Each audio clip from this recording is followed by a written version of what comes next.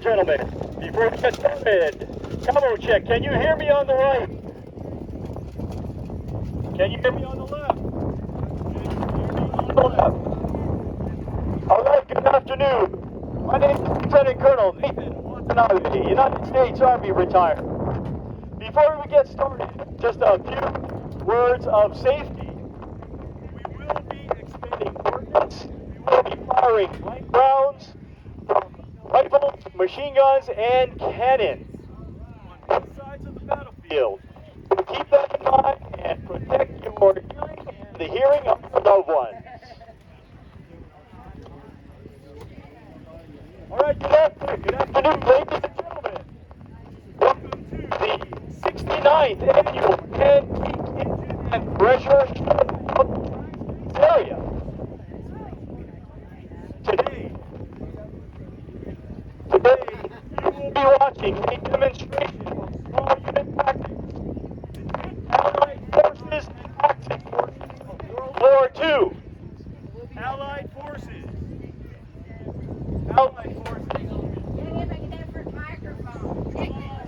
You are watching a demonstration of small unit combat tactics between Allied forces and Axis forces in World War II. Axis forces included forces from Germany, Italy, and Vichy France. That's the bad guys. Allied forces included troops from the United States, England, and Commonwealth countries such as Canada, Australia, and New Zealand. To set the stage for today's battle, prior to the United States' entry in World War II on 7 December, Europe had been in war for almost 2 years, since Germany invaded Poland in 1939. Italy was a German ally.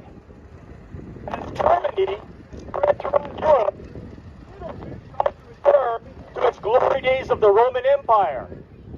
They invaded throughout the Mediterranean, such as Morocco, Malta, Greece, and North Africa, even into Egypt. England and British forces soon defeated Italian forces as early as 1930. That brought Germany into the war in the Mediterranean. By 1941, the German Afrika Korps was deployed, and along with Vichy French forces, battled British and Commonwealth forces throughout Egypt, Libya, Tunisia, in a series of seesaw battles. What you see before you today, to your left, are Allied forces. To your right are Axis forces. If you were looking at a map, to your left or west, the Allies are pushing the German and Axis forces out to your east.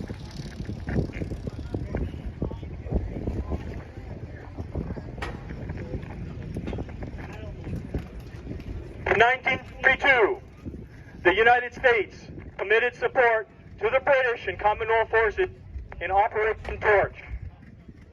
Operation Torch, November 1942. Forces landed in Morocco and Tunisia and began pushing Axis forces back. What you are seeing is small unit tactics. As the Allies began their push, you are going to witness an armored reconnaissance formation in their attack.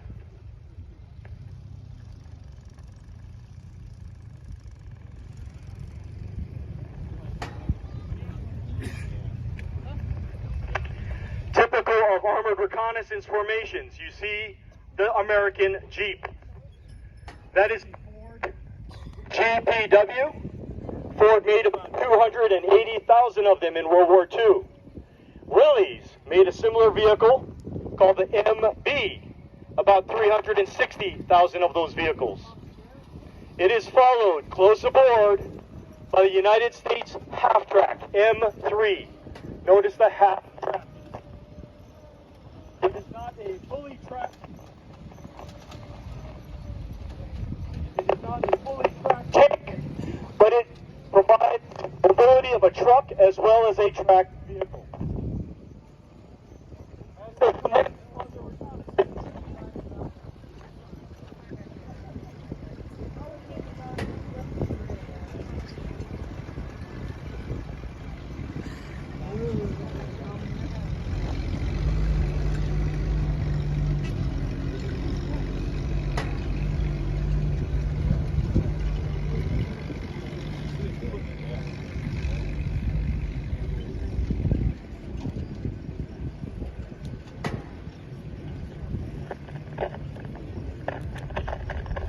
the M3 has armored personnel carrier.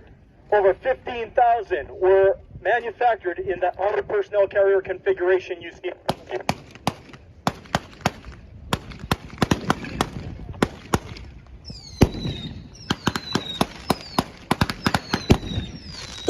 This will carry a full 12-man squad. It weighs 9 tons on a 6-cylinder and could travel 220 miles on its 60 gallons of gas. As the armored reconnaissance column hits stiff resistance, some of our assets are destroyed on the battlefield, others return back to the west to the main line of resistance to regroup, and prepare for attack.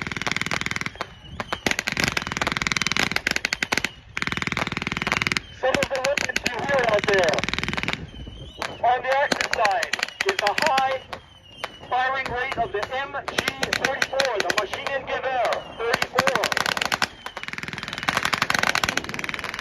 You also hear the MG-42, Maschinengewehr 42, both of them firing about 1,100 rounds per minute.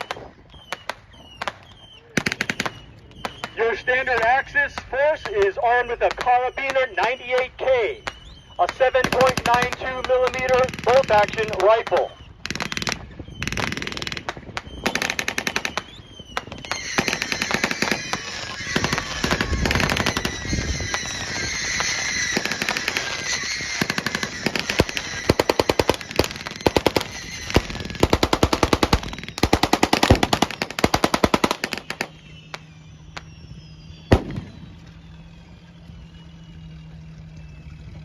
You now see an Allied counterattack,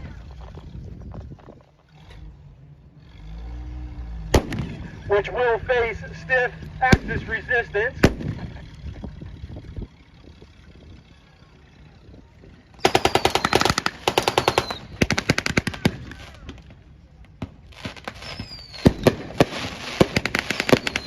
And as the Allied counterattack moves forward with both M3 and M16 quad machine guns,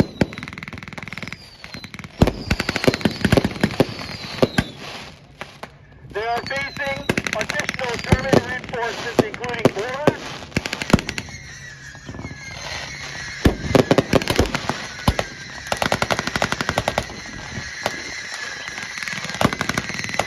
anti-tank guns, and the German version of the bazooka.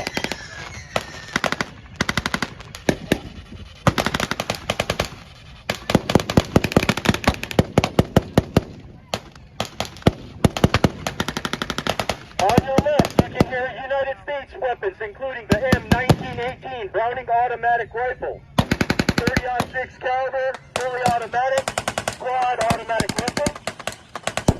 You see several of the soldiers armed with the United States rifle, 30 caliber M1 Garand. The squad leader, if you can pick him out, is armed with the M1 submachine gun, also known as the Tommy gun.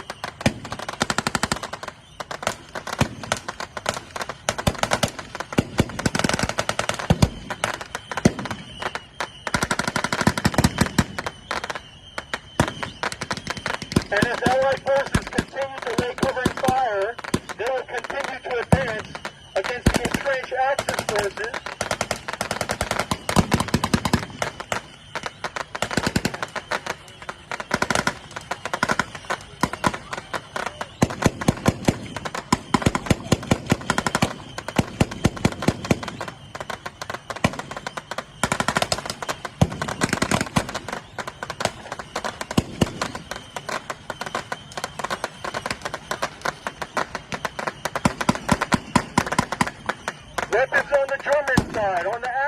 side that the Allies are facing as they advance. You'll notice a Panzer Abwehrkanone, or PAC 36 7mm cannon, 47mm cannon. Further down the trench, you will see what looks like a tank turret. That is the turret of a Panzer II, armed with a 20mm cannon, as well as that famed MG-34 machine gun.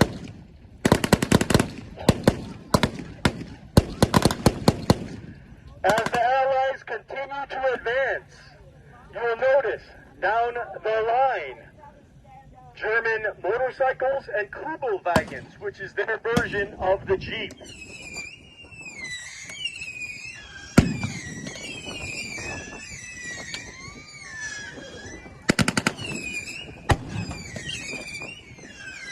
As the Allies continue to advance,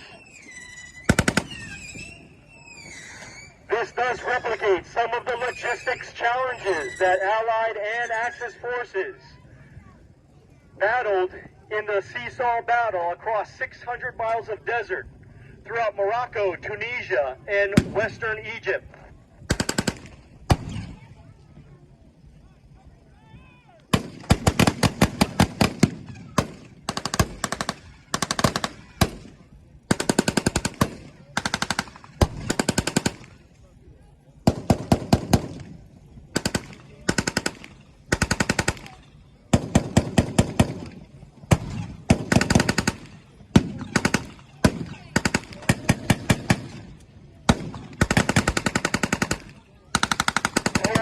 Witnessing some of the challenges of combat, including breakdowns in command and control, which occur from the general officer level down to the squad level.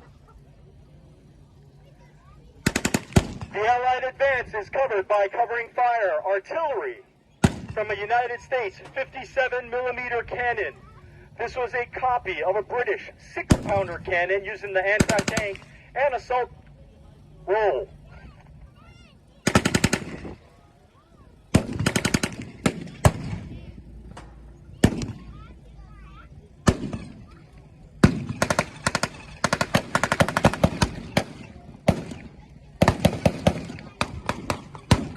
Move forward.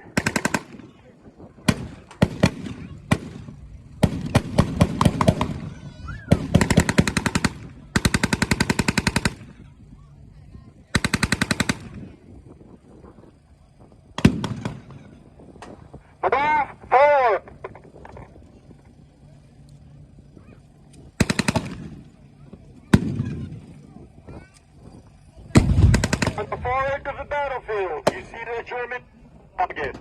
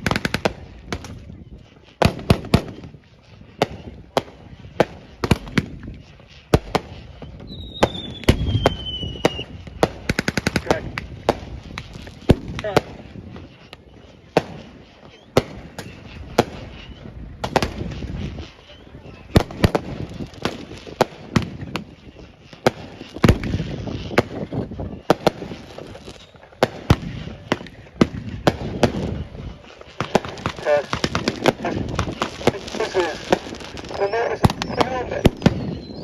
France had forces on both sides. At this time, in 1942 to 1943, the Vichy French were allied with the Germans, and the Free French, wearing that blue helmet, were allied with the Allies.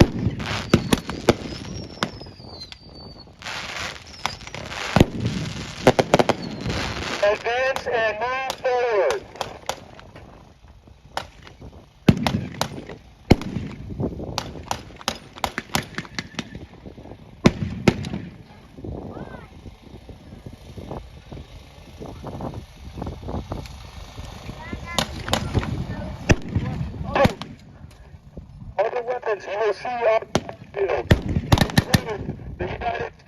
M1 carbine, also in 30 caliber, but in a 30 carbine cartridge.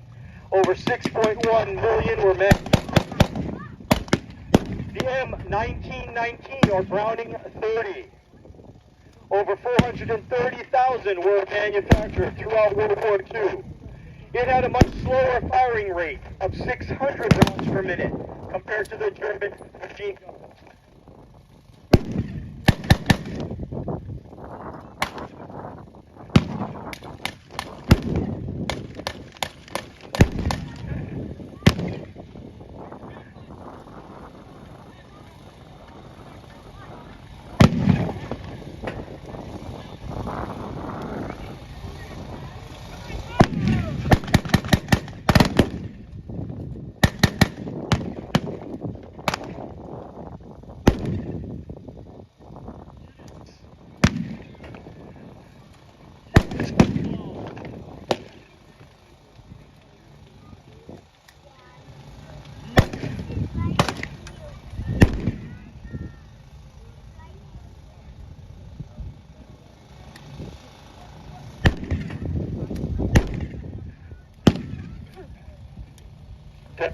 Best. Units involved in action in North Africa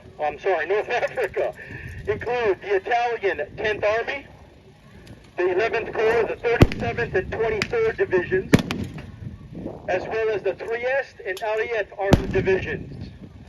The Vichy French included forces from the 19th Corps, the German Africa Corps, under the command of General Erwin Rommel, included the 3rd, 15th, and 21st Panzer Divisions.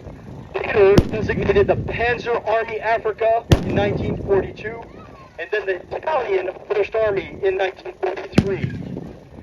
Facing these Axis forces included British 8th Army, including the 8th and 30th Corps, 7th Hussars, and the 7th Armored Division, as well as the 78th Infantry Division and the British Commandos. Australian 9th Infantry Division, Free French units from Algiers, Iran, Morocco, as well as those designated from Fez, Meknes, Casablanca, and Marrakesh. And American units beginning in November 1942 included the 1st Corps and the 2nd Corps, the 1st Infantry Division, Big Red Rock, the 3rd Infantry Division, Rock the Barn, the 9th Infantry Division, the 34th Infantry Division, Red Bulls, the 1st Armored and 2nd Armored Divisions, the Rangers, and the 2nd of the 509th Parachute Infantry Regiment, which included their first combat parachute jump.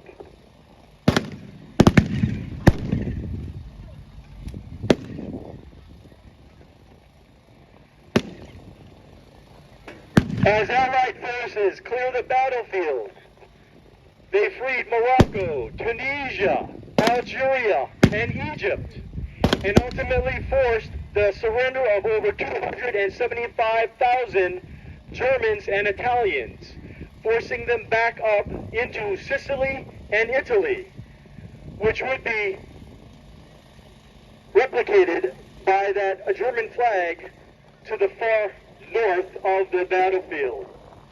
So as Allied forces advanced to the north and onto what they could equate to as the Alamo, North Africa was effectively liberated by 1943, which led to the invasion of Sicily in July 1943, Operation Husky.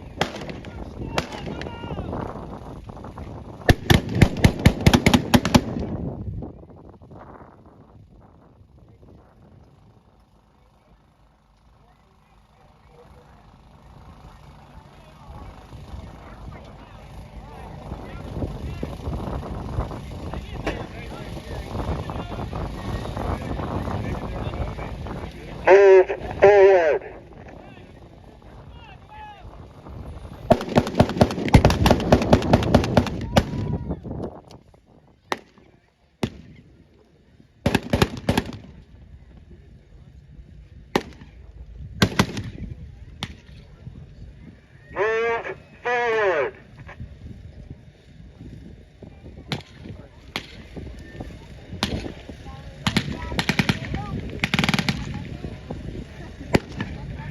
Ladies and gentlemen, this illustrates the fog and friction of war. Things never go as you planned, and the enemy always has a vote.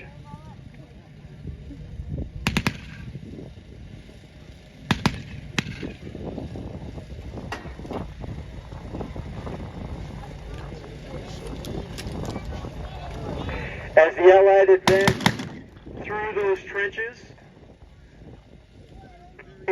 reminiscent of World War I trench warfare, by the time the 8th Army defeated Corps at El Alamein, they were almost facing a fixed enemy before striking Egypt on the eastern flank of North Africa.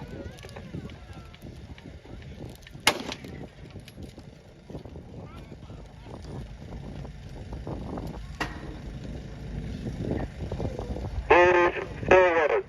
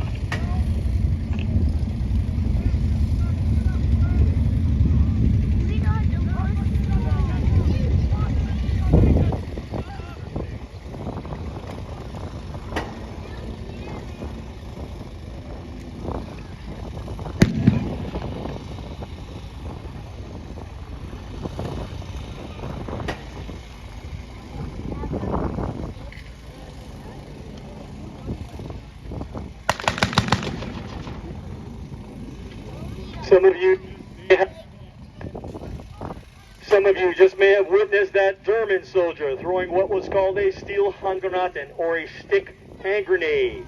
Effective range as far as a soldier could throw it, about 30 yards.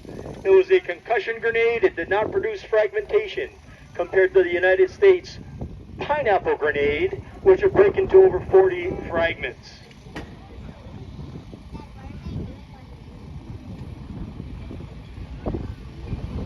Okay, ladies and gentlemen, you see the white flag. You see the Axis forces surrendering to the valiant Allied forces.